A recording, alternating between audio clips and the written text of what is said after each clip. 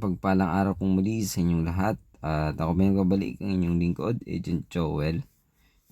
Sa may tinitingnan pa ko rito na residential lot. Ito po yung umpisa ng lupa hanggang dun sa may puwitan ng sasakyan. So malapad din po yung frontage nito. Tapos itong right of way na ito ay maiiwan po para sa seller po natin dahil bahay niya po yung nasa likod. Hindi po kasali yung bahay kasi dito sa kanan nabenta niya dahil din po talaga sa pangangailangan po ng financial dahil naggagamot po siya. Kailangan talaga niya. So sana matulungan natin yung kliyente natin ito dahil talagang kailangan po niya. May dalawang mango dito sa harap. Tapos papasok po yan, diretso po yun hanggang likod. Basta ang maiiwan dyan ay yung bahay niya, tas yung garahe ng kanyang tricycle. Yan po ay susukatin naman. Yung subdivide is sagot po nila, approve plan sagot din po nila.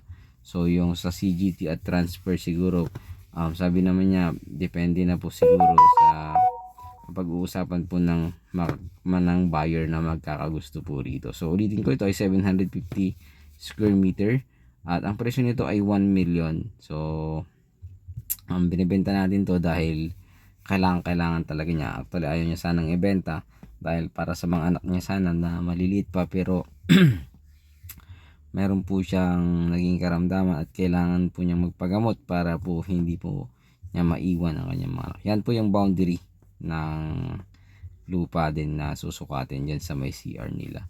So sana magustuhan nyo ito dahil kailangan lang talaga ng pera ng ating seller at matulungan din po natin siya para po sa kanyang gamutan dahil may sakit po siyang ang sabi daw ng doktor is may bukol kasing tubo sa shoulder niya, then pumutok na. So parang ang sabi ng doktor yun ay cancerous nga. So kailangan niyang magpatuloy, kailangan niyang magpa-check. Kumbaga marami siyang pagdadaanan, may biopsy, may ano, kaso wala siyang gagastusin kaya ibebenta po niya yung kanyang lupa dito sa likod. So sana magustuhan niyo po ito, matulungan din po natin ang ating kaibigan na makapagsimula at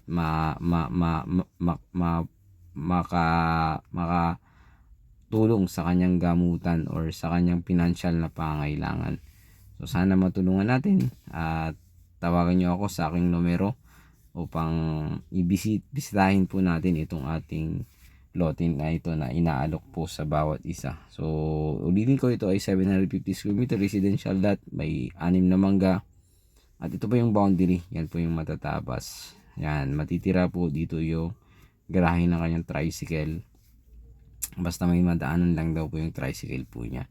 So ulitin ko pong muli at sana po matulungan po natin ang ating kliyente sa susunod na mga araw ay matulungan natin. Itong side na to hindi po kasali, so magbibigay sila parehas ng 2 meters 2 meters para po sa kanya na right of way niya. Tapos yan naman magkakaroon ng mga privacy kasi babakudan naman, pwede naman pong bakudan sabi niya para hindi magkaroon ng privacy po yung makakabili. So sana magustuhan nyo ito at matulungan natin ang kliyente na nangangailangan po ng financial. At ito po ay mula sa National Highway, may 1 kilometer pa hanggang doon, more or less 1 kilometer. Ulitin ko, 750 square meter at 1 million ang price po nito. Sana matulungan natin ating kaibigan na makabenta po ito. Muli, maraming salamat. God bless you all.